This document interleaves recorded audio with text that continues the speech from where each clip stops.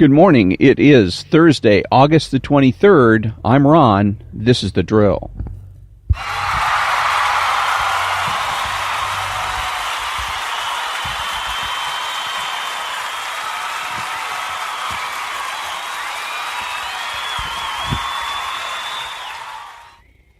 And thank you very much. This is Ron, your host, the only true conservative in the United States of America today, because I'm the only one that makes the presumption for the status quo. President Donald Trump has brought the problems that he has via Mr. Mueller, etc., the investigation that's going on himself. He brought it on himself. There's no doubt about it. And so I kind of get tired of listening to him say, this is a witch hunt and on, and listening to various conservative pundits, chime in about how bad Mueller is and how wicked the Democrats are, etc. And when this was Donald Trump's fault, he's the one that came into office and should have cleaned house. Let this be a lesson to any other Republican that gets elected in the future. Clean house. Get rid of all of the other people that were there from the previous administration, especially if it was from a Democrat administration. Get rid of them. Clean house. And if he had done that, he wouldn't be in the position he's in today. So that, and also he could end this thing right now as well. He could fire people and just end the damn thing. He's the commander in chief. He's the head law enforcement guy. He's the president. He can do it. He has the authority. Of course, then there's supposedly all this argument about, it's bad politics. He'll end up getting impeached, except nobody in the Congress has the balls to impeach Donald Trump. Okay, no, not one Republican is going to vote for impeachment without risking the wrath of the voting populace. If the Republicans ever impeach Donald Trump, then no Republican would ever get elected to office again. And they know that. That's why they don't even want to think about it. So the question then becomes, why all the talk about it? Why not just fire Mueller or fire whoever you have to, end this thing and get on with your life? Well, part of the reason is that it's called political theater, and I've addressed political theater in general before, vis-a-vis the disgraced former Speaker of the House, Newt Gingrich, and his brilliant political theater. There's no doubt about it. He was brilliant. He did a brilliant piece of political theater with the contract for America, or contract with America. And so in this particular case, and in a lot of cases, you're going to find that there is political theater afoot. When you're stopping thinking, why is this continuing? Why is this happening? Why haven't they done X, Y, Z? Stop and consider the possibility that they haven't remedied a particular situation because the politicians, want it to stay, things to stay the way they are. Why? Because they can get more money out of their donors, and they can get more votes out of their constituents. So Donald Trump, of course, now it's a witch hunt, it's a witch hunt, it's a witch hunt. This is an excellent way then for Donald Trump and others to be sending letters to their donors and begging for money. Hey, these rascally Democrats, they really suck. And they are trying to, turn over the will of the people, and through getting Mueller and et cetera. And Mueller's a wicked guy, and he's the Wicked Witch of the West, and he's got all of his flying monkeys going after Donald Trump. So you need to send us money so we can, throw some water on the Wicked Witch, make her melt, and disappear. And don't forget, by the way, to vote for us in November. Otherwise, the Wicked Witch of the West and her flying monkeys will be coming back in the form of Nancy Pelosi as Speaker of the House. And we don't want that, of course. So you got to remember that. The question also, or political theater-wise, this reminds me also of the situation with what's going on with the Justice Department and their refusal to turn over documents to the Congress about what's been going on with various things. Well, the conflicts of interest Okay, the Justice Department had some FBI people that were obviously anti-Trump. They sent anti-Trump messages. They had gave Hillary Clinton favorable treatment on an investigation, et cetera, et cetera. So the Republican Congress has been looking into this, and of course, nothing is getting done really. Nobody's gotten fired. We have had belatedly, sluggishly, we've gotten one person that has had their security clearance stripped. A few people have resigned. I think maybe we had one or two that were terminated, but I mean, it seems to just kind of drag on and on and on. The Congress threatens to do.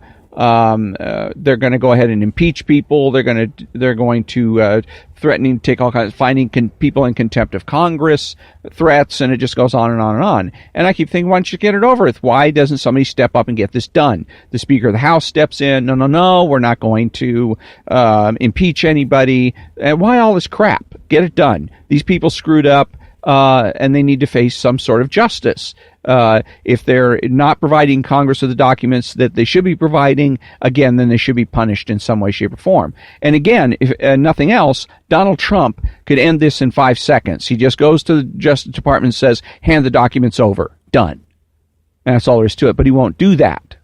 Okay? Ostensibly because, again, it would be impolitic to do that. But I say BS. I say it's another case of political theater, and I think that the real reason is because this is a bonanza when it comes to fundraising and getting votes. Hey, look at all these swamp creatures. We got to get rid of the swamp creatures. We got to drain the swamp, but the swamp creatures are fighting back. They won't cooperate with Congress. So we need your money to help drain the swamp. We need your money and your votes to help drain the swamp and keep the president's agenda on track. So, when we come back, I've got something a little bit new. Tucker Carlson.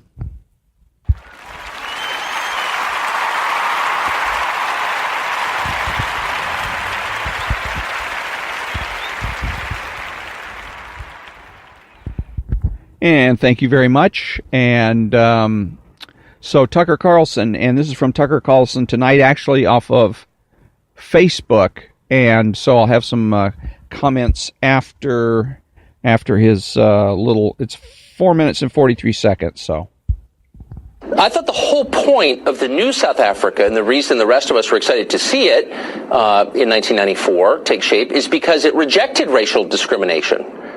And yet the government is now embracing it, or am I missing something? No. In a free and civilized society, we don't take people's stuff on the basis of the color of their skin. It was wrong when it took place under apartheid. It is wrong now. And it would be a tragedy if South Africa were to repeat the same mistakes it did in the past. So there are really two levels here. First is the moral level, and you and I are in agreement that it's always wrong to punish people for what they look like. But second is the effect that it will have. We saw something similar to this happen in neighboring Zimbabwe. What happened when land was seized there on the basis of skin color? 18 years ago, the governing party of Zimbabwe, ZANU-PF, was threatened with electoral loss. And in order to shore up its support amongst the electorate, it decided to expropriate the farmers of Zimbabwe. What that led to, aside from horrific violence, was a total economic collapse of the country. Half a century of economic growth was wiped out in Zimbabwe as a result of this particular policy. The country experienced hyperinflation and had to abandon its currency. The country's unemployment rate was roughly 90%. Life expectancy plummeted, child mortality increased, and of course the agricultural production has collapsed and hunger ensued. So the Western media, particularly the media of the United States, has resolutely ignored this. This didn't just happen today. This has been unfolding over a period of years. The Trump administration has not weighed in on this. How should the U.S. administration respond to this human rights tragedy that we're watching unfold? Well, the first thing that needs to be made clear is to denounce the policy. The administration needs to make it very clear that it is both immoral, because it targets a specific group of people, and I thought we were beyond that. And secondly, that it would be economically destructive. So we need to make it very clear where we stand.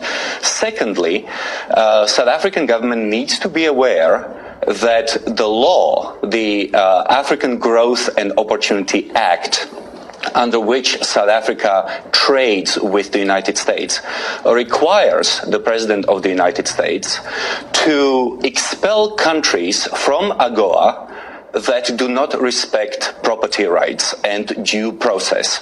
So South African government needs to be aware that if it changes the constitution and legalizes what is essentially theft of private property, it will be kicked out of AGOA, and further negative economic consequences will ensue.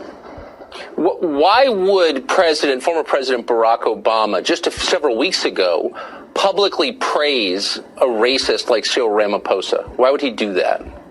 A lot of people hope that Cyril Ramaphosa is playing some sort of a three-dimensional chess, that he's just trying to appease the far left of his political party and the far left in the country. But ultimately, he doesn't really believe in what he explicitly says he believes. Cyril Ramaphosa has said that by expropriating the farmland, the privately owned farmland in South Africa, he's going to create the Garden of Eden in South Africa. He's going to turn South Africa into hell, just like Zimbabwe is a complete catastrophe. And so Barack Obama should pick up the phone, call Cyril Ramaphosa, and tell him that if he wants to continue to enjoy the good press he's been having, he needs to reverse policy that he set on and behave in accordance with normal rules that define and characterize free countries. Yeah, I wish he'd said that in public when he had the chance, but of course he didn't, being a coward. Marion, thank you very much for your deep knowledge on this subject. I appreciate it. My pleasure. Okay, so a little Tucker Carlson from Tucker Carlson Tonight, and so I came across it because I was looking for news items, and because a lot of pundits they go ahead and get various news clippings from the New York Times, etc., and that's what they base their monologues and other their show on. And so I was looking for news broadcasts so that I could, or news items that I could use to show how it should be done in terms of dealing with particularly those news items that are arbitrary. Now, this one happened to catch my eye about racist land seizures that are beginning in South Africa.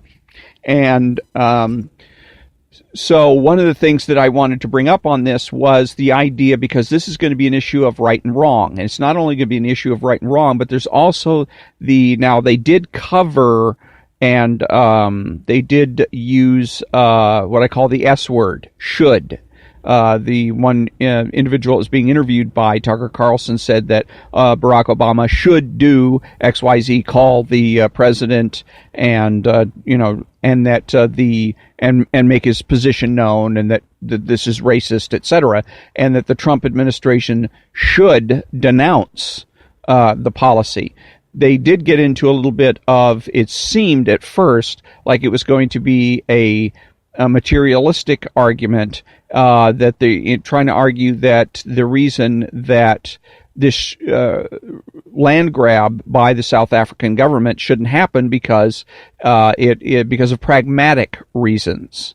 That they said in Zimbabwe the economy collapsed, and so if you go ahead and the implication is that if you go ahead and seize the land in South Africa, then South Africa will have a similar plight, will suffer similar economic plight. The problem with making a pragmatic objection to anything is that you'll get a pragmatic response. And so in this particular case, if you say, well, South African president,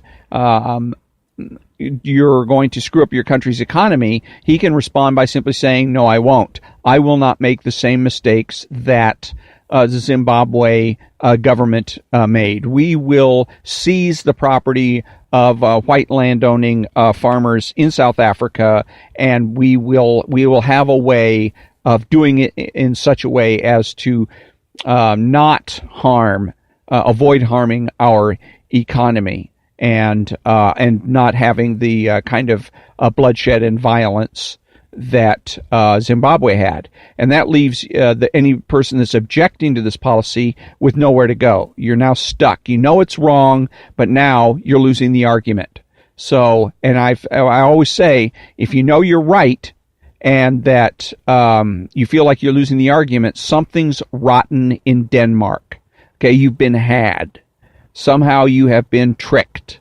And so you got to find out what the trick is and get back on track. And so here, getting back on track, they did cover it a little bit. They didn't talk about individual rights, but they did talk about property rights. And that's the fundamental point of why this is wrong. There is, individuals have rights. They have the right to the pursuit of happiness. Each individual does. The government can seize property, but only by providing compensation. So if they want to go to these, it's called eminent domain. So if the South African government wants to go and exercise eminent domain over this property, they can make some type of an argument that way and seize the property, but provide compensation for it. If they're just going to seize it without providing compensation, then all they're doing is theft. They're stealing from these individuals. And it doesn't matter whether they're white or they're black. What matters is that they're violating the rights of the individual, the right of the individual to pursue happiness, and the right of the individual to own property. And the property rights that go with the individual because there is an expectation of privacy because they are an individual. So that's the better argument. That's the primary argument to make, is the argument that is principled, because that's the argument that cannot be dismissed. It cannot be ducked or dodged. If you go to the South African president and you say you can't do this because you're violating the rights of the individual to pursue happiness and to own property, what are they going to do? There's nowhere to go. There's no pragmatic response to that. Now, what you can do, if you want to also add the pragmatic argument to that, you can do that. But you must first make the principled argument as your basis, the core of your argument. Okay? Then you can say, you would say, you're violating the rights of these individuals, and by the way, in so doing, you're going to screw up your economy. Okay, because then if he comes back and says, well, we're going to do it without screwing up your economy, fine, you go ahead and pretend that, but but you're still violating the rights of the individual, and you must stop it. So you always have your core argument to fall back on.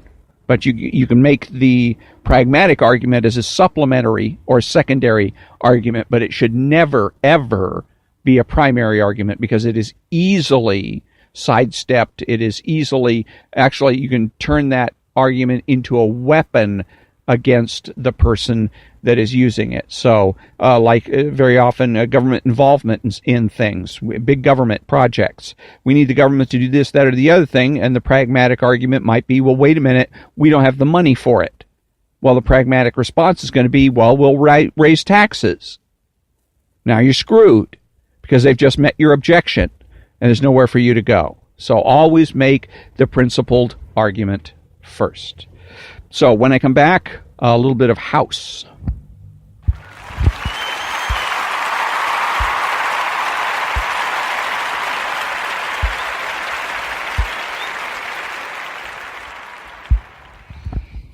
Thank you very much. And House and philosophy. So in this particular chapter with House and philosophy, we've been dealing with House and Sartre. Sartre was, I think, a French philosopher, and he was an existentialist. And one of his arguments, Sartre's arguments, was other people are hell. And basically, the comparison here is comparing House with Sartre. That House is very unsocial, almost antisocial. He doesn't like dealing with other people. He's sort of like Sherlock Holmes. Sherlock Holmes was very antisocial character as well. So now we come to, in the chapter, the segment called One Room, One Hell. Sartre illustrates the antagonistic and essential nature of others in his dark comedy, No Exit. The setting and message of this play are strikingly similar to the episode One Day, One Room. Set in hell rather than in a hospital, Sartre's play conveys both the dependence individuals have on others as well as the acute anxiety and antagonism they can elicit from one another. It also portrays in amusing terms the sadomasochistic tendencies to which Sartre contends we are all subject. The play opens with Garcine's arrival in hell. Garcine, who finds himself in hell after being executed for desertion, is surprised to find hell a stuffy and poorly decorated room rather than an endless chasm of torture. Of course, Garcine's torture comes.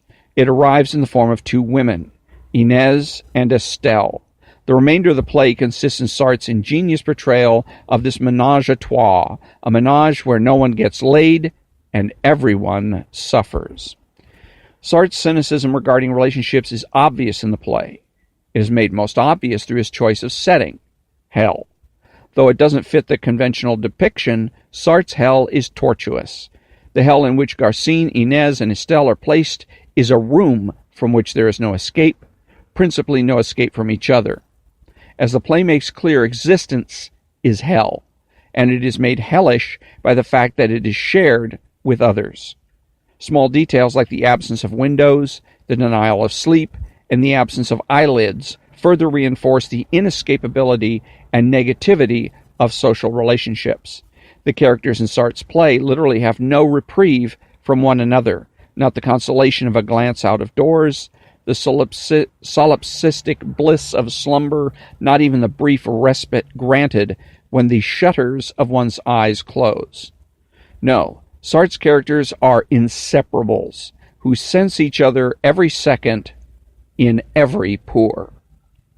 The episode One Day, One Room contains insights about interpersonal relationships analogous to those found in No Exit.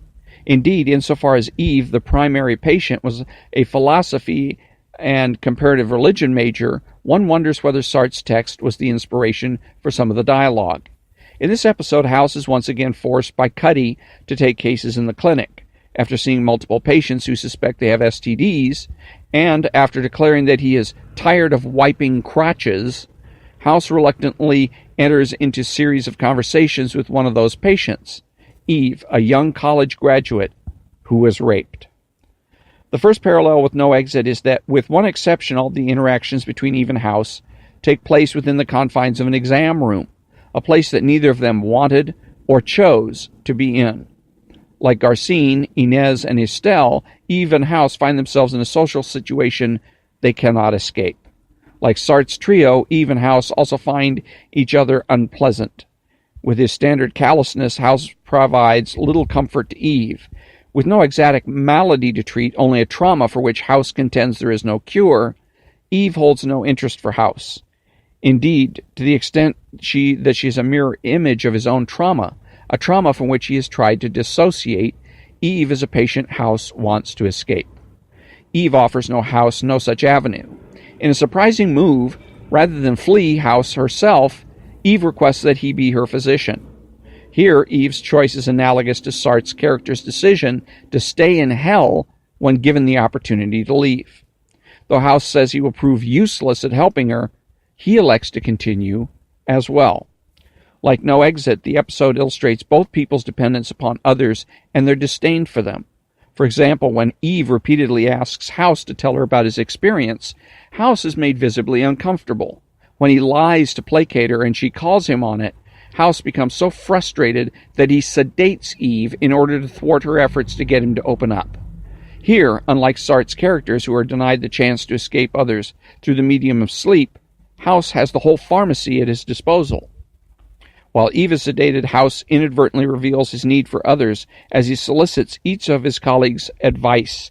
In a surprising reversal of roles, House goes first to Wilson, then to Cameron, Foreman, and Chase to ask each one to tell him what to say to Eve. Amusingly, they all tell him different things. Laughably, Chase even advises that House keep her asleep. Happily, House does let Eve wake up, and their subsequent conversation proves productive for both of them. As her name suggests, Eve is the first woman in the series who really gets House to let down his guard. Though he puts up resistance, House eventually opens up to Eve and tells her his story. What prompts House to do so, in part, is an exchange that the two have about people. Urging Eve not to rely on him, House asks her, "You going to base your whole life on who you got stuck in a room with?" Echoing Inez's line, "You and your life, nothing else. You are your life, nothing else."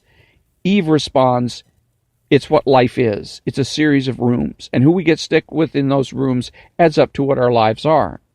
The second to last scene of the episode then places House and Eve not in a room but outside, sitting together in the park, finally connecting with each other. The volume drops. We do not hear what they are saying. The implication is that it's not what they say to each other that's important, but the fact that they are interacting with each other, that there is reciprocity. The tension that has been evident between them is absent.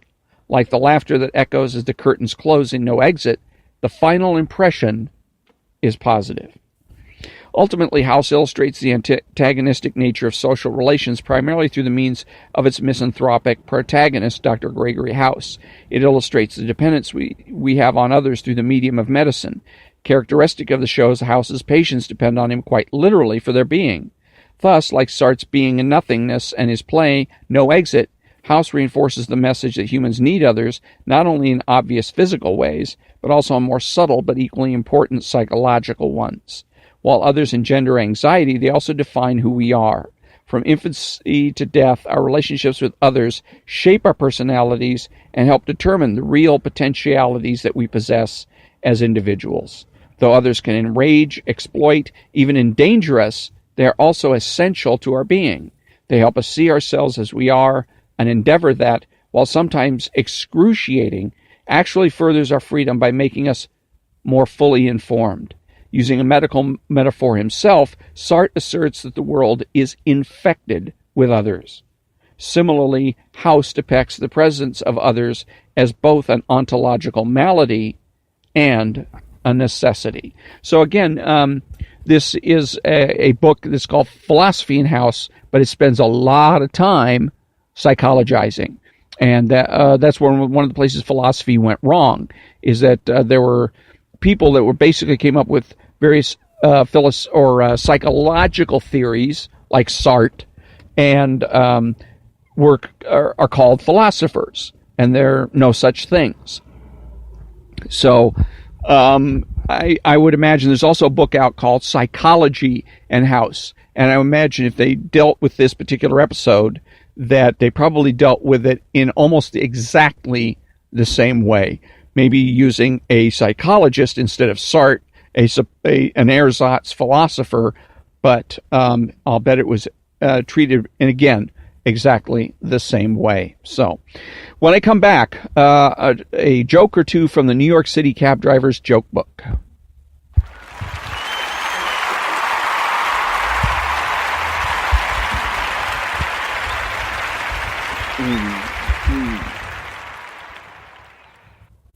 Thank you very much. Welcome back. And I'm going to read a joke or two from the New York City Cab Driver's Joke Book by Jim Peach. An American over in Japan contracts a strange oriental venereal disease. He goes to many American doctors abroad, and they all give him the same grave news. He must have his penis amputated. In desperation, he decides to see an oriental doctor in the hopes that he might know something more about his exotic disease. After all, he thinks to himself, an oriental doctor should know more about an oriental disease. So he goes to the doctor and asks, "Do you think I need to have my penis amputated?" No, says the doctor. "No," replies the man happily. "That's great. All the American doctors said they would have to cut it off." "Western doctors," said the oriental man. "All they ever want to do is cut, cut, cut." You see, all you have to do is wait 2 weeks. Then the penis will fall off by itself. Why don't chickens wear underwear? Their peckers are on their faces. And on that note, we come to the conclusion of another episode of The Drill. Thank you very much for listening, and have a great day.